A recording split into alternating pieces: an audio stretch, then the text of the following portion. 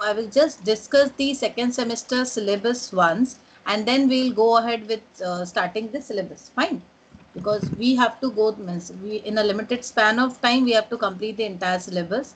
So first, let us go through the syllabus. This is our first semester syllabus that we have already completed. This is our second semester syllabus. So first is Indian economy and policy. Fine. This is about economics, theory of income determination, introduction, all this thing.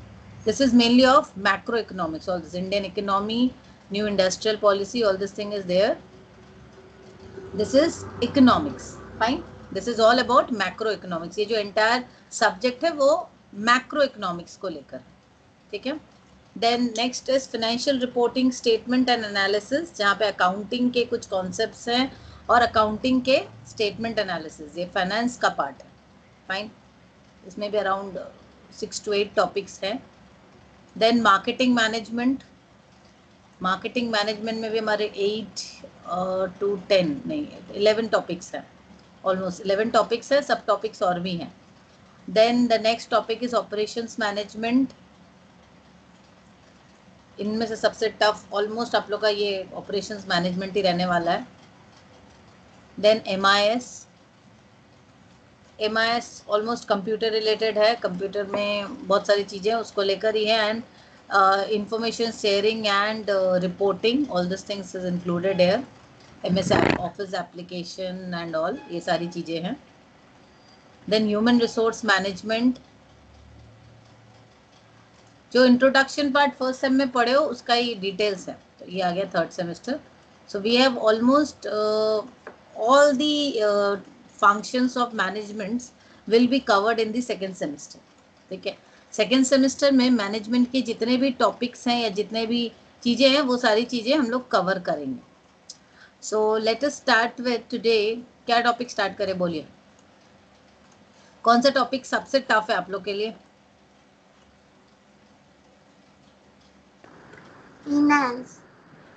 Finance. Okay, finance सबसे tough है. मुझे तो जानो ना ये जुन्नी. Otherwise finance is very easy. अच्छा, तुम्ही मोपाली, व्हाट अबाउट यू, तुम्हारा बैकग्राउंड क्या है. BCA. BTech. BCA ma'am, BCA. BCA. Okay, तो कम्प्लीटली मतलब सारे साइंस के स्टूडेंट ही भरे हैं मेरे पास. चलो, तो इसलिए फिनेंस टफ लग रहा है. Otherwise finance as such is not at all tough. Finance means what. So let me start with the finance only. तो फर्स्ट इंट्रोडक्शन में आप लोग का फिनेंस का एक इंट्रोडक्शन आज हम लोग स्टडी करेंगे. ये आप लोग ध्यान रखिए, आप लोग के जो डेली क्लासेस होंगे मंडे टू फ्राइडे 9 to 10. ठीक है. थोड़ा अर्ली कर सकते हैं हम, 8:30 to 10 भी कर सकते हैं, बिकॉज उसके बाद आप लोग के क्लासेस रहेंगे, कॉलेज खुल जाएगा and all. So today late me start with the basics of finance. Finance क्या है. देखिए, एज अ मैनेजमेंट स्टूडेंट आप लोग को अकाउंटिंग नहीं पढ़ना होगा. You have to understand the concept from the management point of view. कोई भी चीज़ आप लोग को मैनेजमेंट पॉइंट ऑफ व्यू से ही पढ़ना है. दैट मीन्स किस तरीके से चीज़ों को मैनेज करना है. I am not talking only about administration. हम लोग जब एडमिनिस्ट्रेशन की बात करेंगे ना तो हम लोग आ जाएंगे टिपिकल अकाउंटिंग फंक्शन में. बट अभी मैं now I am discussing about finance. Finance is covering a very broad aspect. Finance का एक बहुत बड़ा कवरेज है, बहुत सारी चीज़ें. मतलब an organization cannot think of its existence without finance. Finance is one of the most important function of any management. तो मैनेजमेंट का फंक्शन क्या होता है. We all know that a management function start with planning, organising, staffing, leading and controlling. This is the functions of any management. Same is applicable for financial management. अगर हम finance की भी बात करें, फिनेंस में भी यही होगा. बट अब आप बोलो व्हाट इज फाइनेंस. नॉर्मली हम लोग फिनेंस जब बात करते हैं, फिनेंस को किसके संग हम लोग रिप्लेस करेंगे. पैसा, मनी. फिनेंस जो है ना, अगर हम लोग बात करें फॉर एन ओवरऑल इकोनॉमी या फॉर एन ऑर्गेनाइजेशन अगर हम बात करें, it acts as an intermediate. Finance का काम होता है it acts as an intermediate. Intermediation किसके संग करता है ये? It channel the flow of funds in an appropriate direction. अब देखो ये मेरी डेफिनेशन है, बट मैं इसको अच्छे से समझा दूं। एक ऑर्गेनाइजेशन में, think about any organisation, any company, any management, कोई भी कंपनी है, suppose this is a company, एक कंपनी की बात कर रही हूँ, suppose XYZ is a company, दिख रहा है, स्क्रीन दिख रहा है अच्छे से? ओके, ये जो कंपनी है XYZ एक कंपनी है। अब इस कंपनी के डिफरेंट प्रपोजल्स हो सकते हैं, प्रोजेक्ट प्रपोजल्स हो सकते हैं, डिफरेंट एक्सपेंशन प्लान हो सकते हैं। जैसे मैं सोच रही हूँ बहुत सारे प्रोजेक्ट हैं, मेरे यूनिट्स चल रहे हैं, नंबर 1, नंबर 2, नंबर 3, मैं ये कंपनी की डायरेक्टर हूँ, हो सकता है, और मेरी ये 3 ब्रांचेस चल रहे हैं, मेरी 3 फैक्ट्रियाँ चल रही है। अब now in order to have a very smooth flow, हर एक बिजनेस को चलाने के लिए, ये बिजनेस जैसे ये फैक्ट्री मेरी चल रही है, ये फैक्ट्री में एक फंड आया, हम रॉ मटेरियल्स लेते हैं, सामान प्रोसेसिंग करते हैं, प्रोडक्शन करते हैं, प्रोडक्शन करके फिर वो जाता है होलसेलर के पास, होलसेलर से फिर रिटेलर डिस्ट्रीब्यूटर के पास, डिस्ट्रीब्यूटर से फिर रिटेलर के पास, रिटेलर से फिर फाइनल कंज्यूमर के पास, और कंज्यूमर से फिर वो पैसा मेरे पास आएगा, राइट? इतने दिन जो मेरा पैसा ब्लॉक रहा, there is a blockage of fund ना in between, in during all this phases, during all these phases of processing the entire product हो या कोई भी आप सर्विसेज जो भी आप सेल कर रहे हो, ये जो प्रोसेसिंग का इतना लंबा टाइम है, सपोज मैं 1 दिन 2, ये जो इतने सारे प्रोसेसेस में जा रहे हैं, मेरा तो फंड ब्लॉक हो रहा है, एक वर्किंग कैपिटल तो ब्लॉक हो रहा है ना, पैसे एक कंपनी को चलाने के लिए, in order to keep running एक business, suppose this is my business, I need a proper working capital in order to keep my business in a working condition, ये business को continue चलाने के लिए, क्योंकि क्या है ना, मैंने यहाँ पे रॉ मटेरियल्स लगाया, रॉ मटेरियल्स में पैसे इन्वेस्ट किए, अब वो पूरा साइकिल घूमेगा, कंज्यूमर तक पहुंचेगा पैसा, सामान, मेरा प्रोडक्ट कंज्यूमर ने परचेस किया, फिर वो पैसा देगा और फिर वो मेरे पास आएगा, तो इस टाइम में हो सकता है 30 डेज लग जाए, तो 30 डेज के लिए पैसा, और इतने दिन क्या मेरा प्रोडक्शन स्टॉप रहेगा? तो इसके इन बिटवीन जो पैसे का फ्लो आते रहे, प्रॉपर पैसे का फ्लो रहे, ये किसका काम होगा? ये जो एंटायर प्लानिंग है, ये जो एंटायर मैनेजमेंट है, ये कौन करेगा? ये किसका सोचने का काम किसका है? फाइनेंस डिपार्टमेंट का। फाइनेंस जो है ना, वो पूरा फंडिंग को लेकर डील करती है कि एक कंपनी कैसे अपने फंड को मैनेज करेगी इन डिफरेंट अरेना। मैं सिर्फ ये एक एग्जांपल दी कि वर्किंग कैपिटल का, बट सिर्फ वर्किंग कैपिटल नहीं होता उनका, सिर्फ सपोज एक नया प्लांट ही सेटअप करना है, सपोज ये नया जो एक फैक्ट्री की बात कर रही हूँ मैं, मुझे एक फैक्ट्री सेटअप ही करना है, दिस इज पॉसिबल कि मुझे एक फैक्ट्री सेटअप करनी है, तो ये जो फैक्ट्री सेटअप करनी है, अब कौन सी फैक्ट्री में मैं इन्वेस्टमेंट करूँ, यहाँ पे फैक्ट्री सेटअप करना ठीक होगा, या ये इन्वेस्टमेंट प्रपोजल मेरे लिए सही रहेगा, या ये रहेगा, ये डिसाइड करना फाइनेंस का काम है, because it will check which in which area to invest, because there is always a risk associated and definitely the return is there once we are investing our money और fund in any situation, आप इन कोई भी proposals में लगा रहे हो पैसा, either वो 1 हो 2 हो 3 हो, मेरे पास बहुत सारे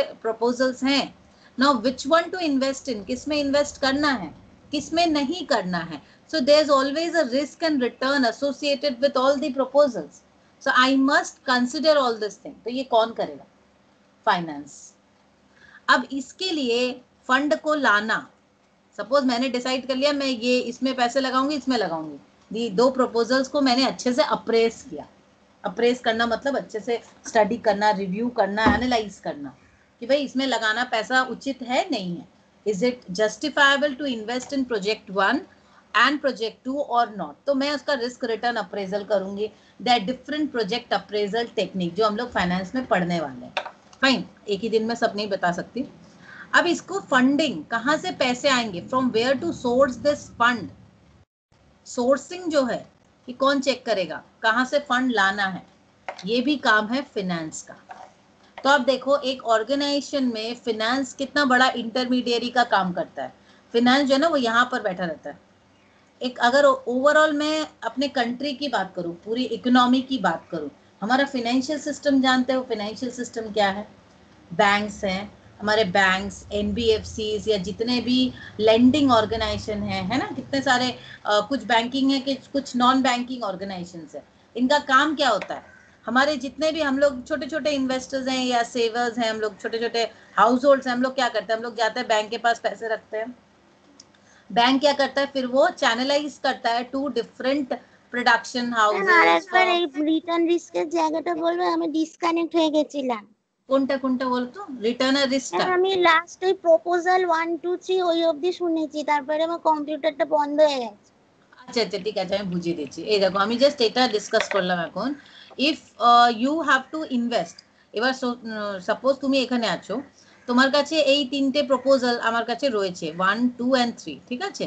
নাও you are appraising this proposals. তোমাকে তো দেখতে হবে কোনটা, সাপোজ তুমি একটা জায়গা কিনতে চাইছো একটা বিজনেসের জন্য, সাপোজ তোমার ফার্মিং এর বিজনেসের জন্য তুমি জায়গা কিনতে চাইছো। না, জায়গাটা যখন কিনবে, then which one to invest in, ওটা তো অ্যাপ্রেজ করতে হবে on different techniques, because whichever proposal you go through, कोई भी business proposals में there is a risk, एक तो risk होता है क्योंकि रिटर्न जो है हम एक्सपेक्ट करें कि यहाँ पे मुझे 80% रिटर्न मिलेगा, पर सिर्फ रिटर्न नहीं होता है, रिटर्न के संग रिस्क भी रहता है। रिस्क क्या है कि कितना परसेंट मुझे ये मिलने के चांसेस हैं, because there is always a deviation. मैं सोच के चल रही हूँ मुझे 80% मिलेगा, बट डिविएशन कितना हो सकता है?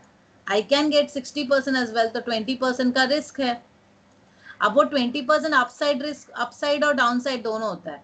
अपसाइड पोटेंशियल मतलब ऊपर की तरफ, डाउनसाइड मतलब डाउनसाइड रिस्क हो जाता है। अपसाइड पोटेंशियल हम लोग अच्छा सोचते हैं, डाउनसाइड रिस्क हो जाता है क्योंकि कम मिलता है। नेगेटिव रिटर्न सबको को डर लगेगा ना, पॉजिटिव में तो अच्छा है। तो ये जो अप्रेजल के टेक्निक्स है, ये हमें कहाँ से पता चलेगा? ये किसका काम है? For an organization, actually this is the work of a financial manager. Finance manager का काम है, फाइनेंशियल मैनेजमेंट में यही होता है कि आप डिफरेंट प्रपोजल्स को अप्रेज करो, रिस्क को अप्रेज करो, रिटर्न को अप्रेज करो, ये सब काम होता है फाइनेंस का। नॉर्मली एक ऑर्गेनाइजेशन में आप देखो, एंटायर ऑर्गेनाइजेशन में फाइनेंस काम कर रहा है एज एन इंटरमीडिएट।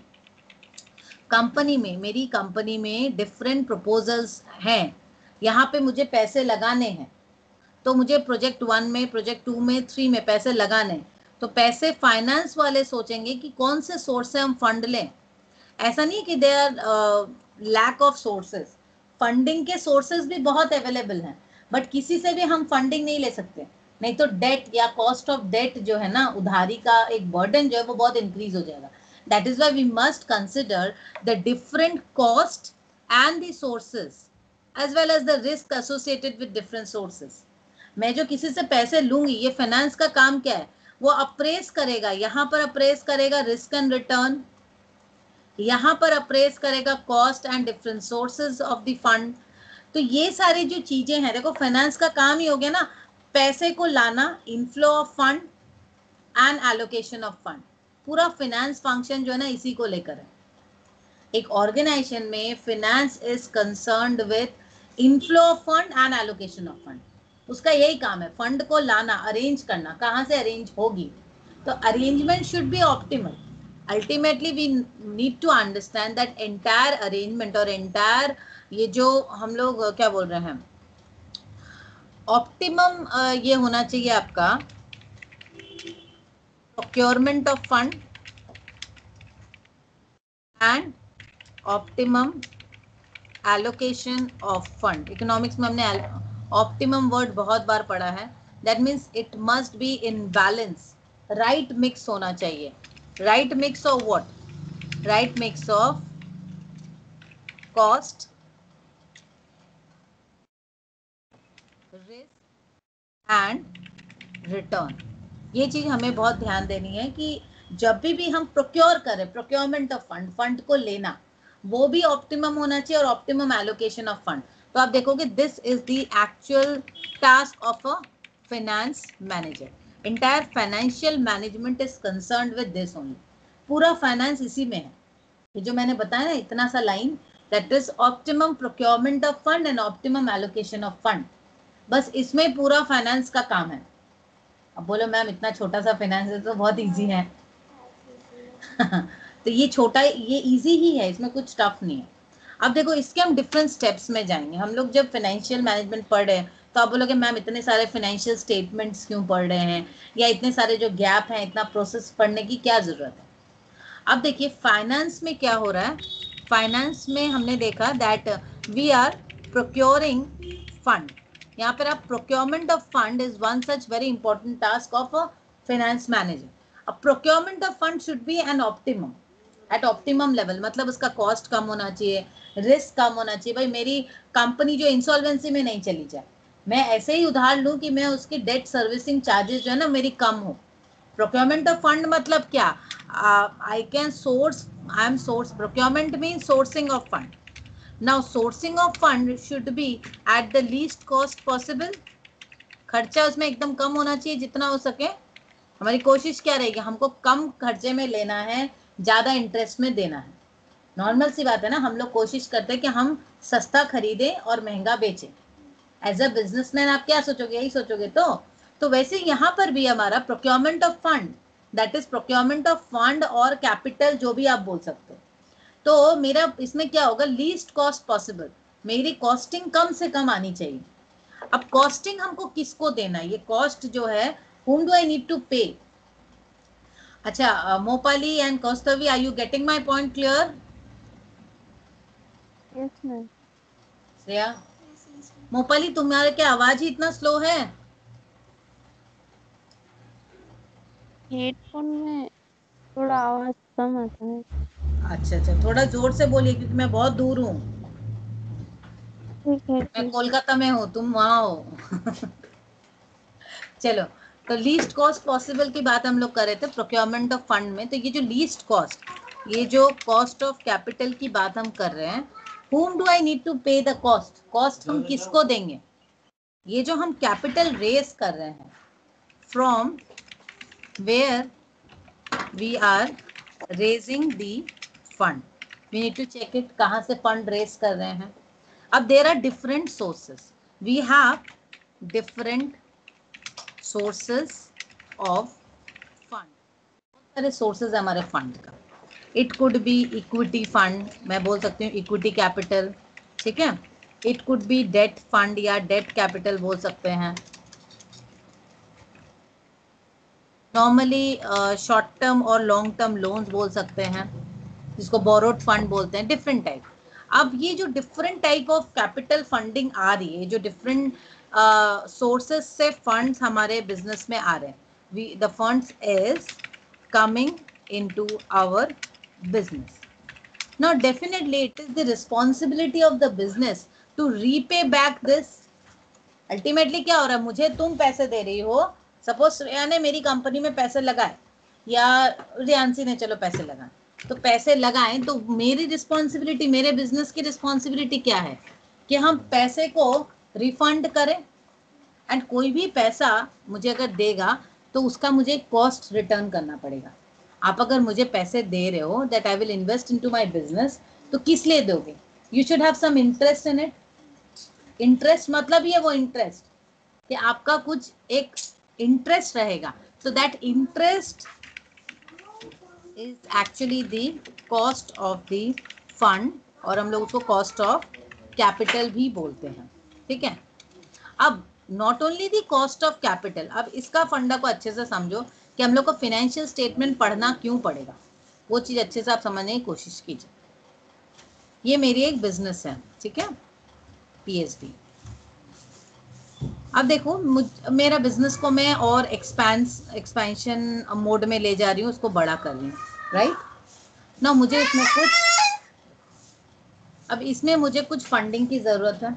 तो मैंने क्या बोला, मैं गई भाई अपने कुछ स्टूडेंट्स लोग को बोली कि भाई आप लोग यहाँ पे इन्वेस्ट करो, कुछ पैसे इन्वेस्ट करो। तो मुझे इस स्टूडेंट ने बोला कि मैं आपको डेट फंड दूंगी। तो ये इतना पोर्शन जो है ना उसने मुझे डेट दिया। तो डेट मतलब ये जो अभी पीएसबी तो एक्सपैंड हो रही है, इसमें इतना तो मेरी हिस्सेदारी पहले से ही है, ये बॉक्स तो मेरा ही है अपना। बाकी जो रेस्ट है तुम लोग, ये बाकी दो लोगों ने बोला हम लोग इक्विटी बनेंगे, इक्विटी होल्डर बनेंगे। तो ये जो है इसने ले लिया ये पोर्शन और इसने ले लिया ये पोर्शन। बहुत कम लोग हैं हम लोग, इक्विटी का बहुत बड़ा कॉन्सेप्ट है, अच्छे से समझाऊंगी। बट अब देखो, अब ये जो मेरा एंटायर कंपनी जो है मैंने एक्सपैंड किया, यहाँ से ये पीएसबी यहाँ से यहाँ तक हो गई, we have expanded our firm. अब ये जो मेरा एक्सपेंशन हुआ, इस एक्सपेंशन में ये क्या मेरा कैपिटल बेस है। कैपिटल मतलब क्या होता है, पहले मैं कैपिटल का मतलब समझा दूं आप लोग को। कैपिटल का मतलब any fund that is invested into the business for either setting up the business और expanding the business. In any way it is actually increasing your production base, आपके कंपनी का प्रोडक्शन बेस। देखो capital मतलब वो पैसे जो हम लगा रहे हैं वो मुझे फर्दर पैसा कमा के देगा। It is for productive purpose only. और जब भी हम कैपिटल वर्ड यूज करते हैं, it is for long term purpose only. तो कैपिटल मतलब ये वो लॉन्ग टर्म इन्वेस्टमेंट होगा, शॉर्ट टर्म इन्वेस्टमेंट नहीं। अब देखो मैं एग्जांपल दे रही हूँ आपको कैपिटल का। एक कंप्यूटर मेरा ऊपर में रखा हुआ है, मेरे घर पे कंप्यूटर है, उसमें हम लोग पढ़ाई करते हैं, टीवी देखते हैं ना, तो बच्चे लोग करते हैं। वो क्या हो गया, मेरा कंजम्पशन इन्वेस्टमेंट या कंजम्पशन एक्सपेंडिचर हुआ। खर्च किया, एक्सपेंडिचर, कंजम्पशन एक्सपेंडिचर, क्योंकि मैं उसको कंज्यूम कर रही हूँ for my private use, personal use के लिए। पर ये कंप्यूटर जो मैं ऑफिस में रखी हूँ, ऑफिस में मेरा ऐसा ना 4-5 कंप्यूटर वगैरह है, तो ऑफिस में when I am using this computer for teaching you all, या मैं ऑफिस के कुछ और काम कर रही हूँ, इससे क्या हो रहा है, एक मुझे फीस जनरेट हो रही है, this is used for my productive purpose. तो ये कंप्यूटर जब हमने खर्चा किया, मैंने खरीदा, तो इसको हम क्या बोलेंगे, कैपिटल एक्सपेंडिचर, क्योंकि ये कंप्यूटर मेरे पर्सनल यूज के लिए नहीं है, ये मुझे पैसे कमा के दे रहा है।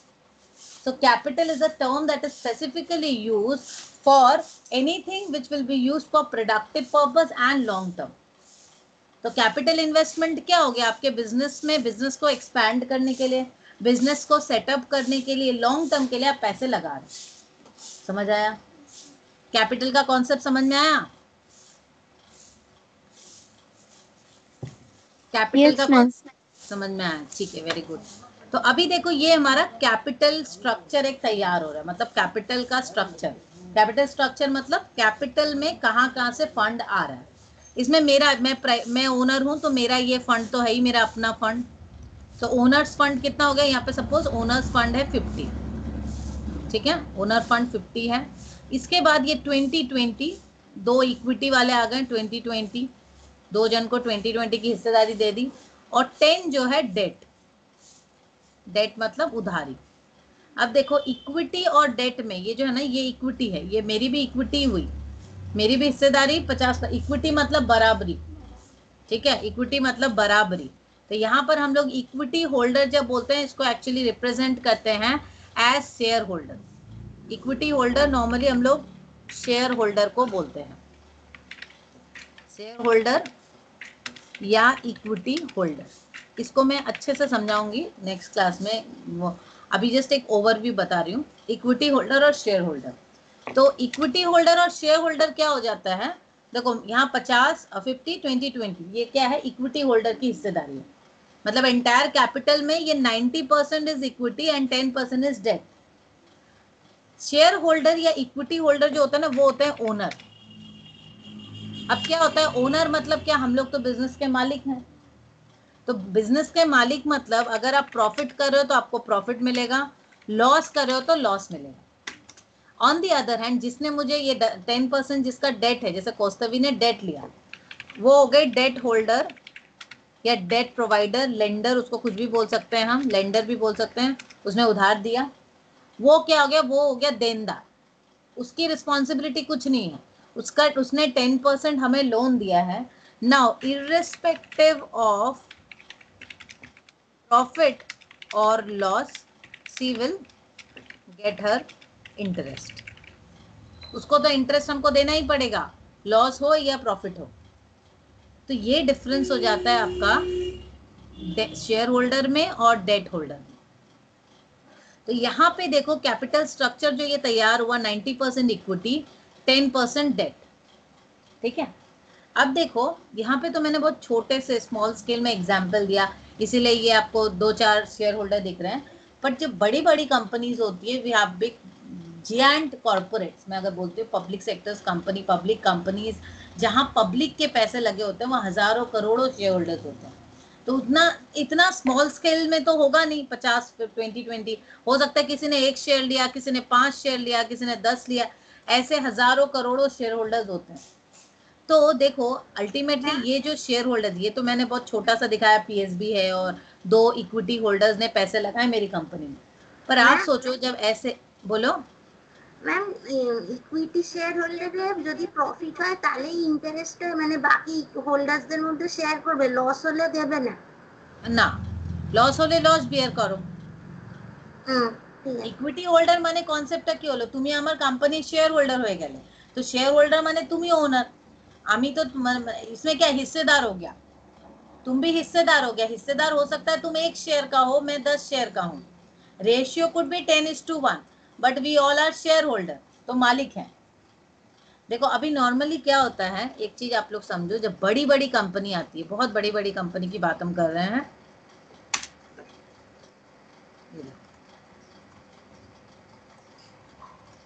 सपोज आईटीसी, सपोज मैं आईटीसी कंपनी को ले रही हूँ, ये कंपनी मार्केट में आप लोग सुने होंगे, ये कंपनी लिस्टेड कंपनी है, इसके शेयर्स मार्केट में फ्लोट होते हैं, मार्केट में कैपिटल मार्केट में शेयर्स परचेज एंड सेल होता है, ह्यूज वॉल्यूम में सेल हो रहा है।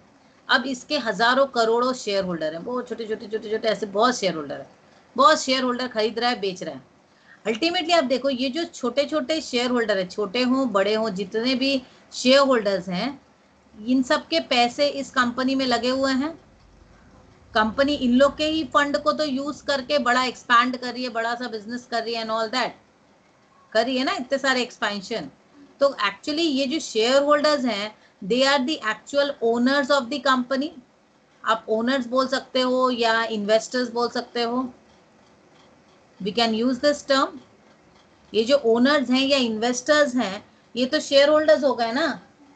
कंपनी में पैसे कौन लगा रहा है, इन लोग लगा रहे हैं।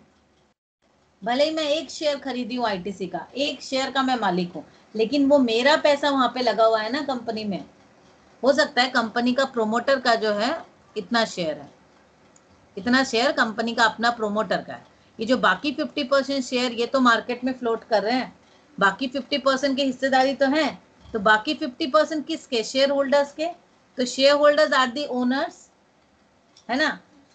अब इतना मैं क्यों बता रही हूँ, पहले क्लास में इतना क्यों बता रही हूँ आप लोग को, देखो बिकॉज ये जो शेयर होल्डर्स ने पैसे लगाए हैं, तो आपको लगता नहीं कि इन लोग का राइट है कि कंपनी में क्या हो रहा है नहीं हो रहा है वो जाने, इन लोग का तो राइट है ना।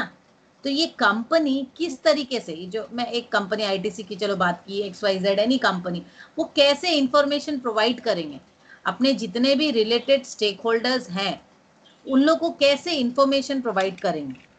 Any company, I'm talking about any company, needs to provide the information about the performance and the allocation of fund to the shareholders, investors,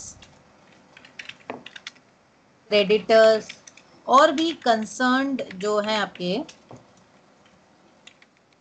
users हैं, जिनको ये इंफॉर्मेशन जानने की जरूरत है ना। तो ये कैसे, माने किस तरीके से इंफॉर्मेशन प्रोवाइड करेंगे। Now this information will be provided in a structured and formal approach, जिसको हम लोग बोलते हैं फाइनेंशियल स्टेटमेंट्स, ठीक है। तो ये हम लोग क्या बनाते हैं, फाइनेंशियल स्टेटमेंट्स। ये फाइनेंशियल स्टेटमेंट जो हम लोग पढ़ रहे हैं ना सिलेबस में, आप लोग जो फाइनेंशियल स्टेटमेंट्स है फाइनेंस के सिलेबस में, अभी हमने पढ़ा ना, फर्स्ट एकदम है फाइनेंशियल स्टेटमेंट्स। तो फाइनेंशियल स्टेटमेंट्स का मेन फंडा क्या है, फाइनेंशियल स्टेटमेंट्स का मेन फंडा है कि कंपनी अपने जो कंसर्न्ड यूजर्स हैं, कंसर्न्ड यूजर्स मतलब क्या है, जो भी हमारी कंपनी से रिलेटेड है, the members who are related with our company by any means, either they are our employees, they are creditors, government or any other person, anyone, it could be anyone। तो वो किस तरीके से, उनको मैं information किस तरीके से प्रोवाइड करूंगी, मैं तो सबको जा के सारे शेयर होल्डर्स को नहीं बता सकती ना कि ये कंपनी आपके फंड को हम ऐसे एलोकेट कर रहे हैं, ऐसे लगा रहे हैं, ये इस प्रपोजल में लगाया, ऐसे तो नहीं बता सकते। तो क्या करती है company? Company will prepare financial statements. अब ये फाइनेंशियल स्टेटमेंट्स का एक प्रॉपर फॉर्मेट होना जरूरत है। क्योंकि क्यों बोलो? Because there thousands of companies. Now investors जो है, investors will appraise various companies. एक संग बहुत सारी कंपनीज को अप्रेज करेंगे तो कैसे करेंगे? Apprise various company. तो वेरियस कंपनीज को अप्रेज करने के लिए जो पैरामीटर्स हैं that should be same. Parameters should be same ना। पैरामीटर्स अगर एक रहेंगे तभी तो हम लोग अप्रेज कर पाएंगे। इसी वजह से हमारा आता है गैप। इसको हम लोग बोलते हैं जनरली एक्सेप्टेड अकाउंटिंग प्रिंसिपल्स। हर कंट्री के अपने अपने सिस्टम होते हैं, जनरली एक्सेप्टेड अकाउंटिंग प्रिंसिपल्स। ठीक है। गैप, जिसके द्वारा हर कंपनी को अपने फाइनेंशियल स्टेटमेंट्स बनाने होते हैं। अब देखो फाइनेंशियल स्टेटमेंट्स में चली गई एकदम लास्ट, ये फाइनल रिपोर्ट हो गई। फाइनेंशियल स्टेटमेंट जो है ना, this is the final report of any concerns. Any concern मतलब कोई कंपनी की परफॉर्मेंस, उसने पूरे साल भर किस तरीके से परफॉर्म किया, ये तो मैं फाइनल पे पहुंच गई। बट ये फाइनल रिपोर्ट, फाइनल एग्जाम देने के पहले तो आपको फर्स्ट टर्म सेकंड टर्म देना होता है। तो ये बेसिक जो है हम लोग को करना पड़ता है। ये फाइनेंशियल स्टेटमेंट्स बनाने के लिए हम लोग को पढ़ना पड़ता है accountancy, that is accounting. What is accounting? Accounting is a language of business. ये जो मैं फाइनेंशियल स्टेटमेंट्स बनाऊंगी ये तो फाइनल ही है। फाइनेंस को हमने समझा overall, procurement and allocation of fund. उसके लिए एक सबसे बड़ी फाइनेंस की जिम्मेदारी होती है फाइनेंशियल स्टेटमेंट्स बनाना। फाइनेंशियल स्टेटमेंट्स बनाने के लिए आपको अकाउंटिंग जाना पड़ता है। That is accounting is the language of business. क्या होता है ना, हर जैसे साइंस में भी आप लोग के बहुत सारे टर्म्स यूज होते हैं जो जनरल लोगों को नहीं पता होता है, नहीं पता होगा। तो अकाउंटिंग भी एक लैंग्वेज ऑफ बिजनेस है। मतलब बिजनेस में ट्रांजैक्शंस को किस तरीके से हम रिकॉर्ड करेंगे, किस तरीके से एंट्री करेंगे। जैसे तुम बोलोगे मैम ये फर्नीचर ना मेरे लिए बहुत झमेला है, मैं इसको लायबिलिटी ले लेती हूँ। मैं बोलूँगी फर्नीचर एसेट है, क्योंकि अकाउंटिंग में हम इसको एसेट जानते हैं। तो ऐसा नहीं हो सकता कि तुमने फर्नीचर को एसेट ले लिया और मैंने फर्नीचर झमेला लग रहा है तो चलो लायबिलिटी ले लिया। It is not possible. हम लोग का नियम है, तो नियम के हिसाब से हम लोग को, गैप के हिसाब से हम लोग को अकाउंटिंग करना होगा। अपने कंट्री के गैप के हिसाब से हम लोग को अकाउंटिंग सीखना होता है। ठीक है। तो अकाउंटिंग क्या हो गया आपका? बेसिक्स, एकदम ABCD जैसे होता है ना, वैसे हो गया अकाउंटिंग। अब ABCD के बाद जो ग्रामर और फिर आगे फर्दर स्टडीज करोगे वो हो गया फाइनेंस। तो पहले हम लोग अकाउंटिंग सीखेंगे एकदम बेसिक से। समझे? यहां तक समझ में आया आप लोग के? Is this concept clear as of now? Yes ma'am. अभी तक Yes, समझ में ma'am. आया? समझ में आया, ठीक है।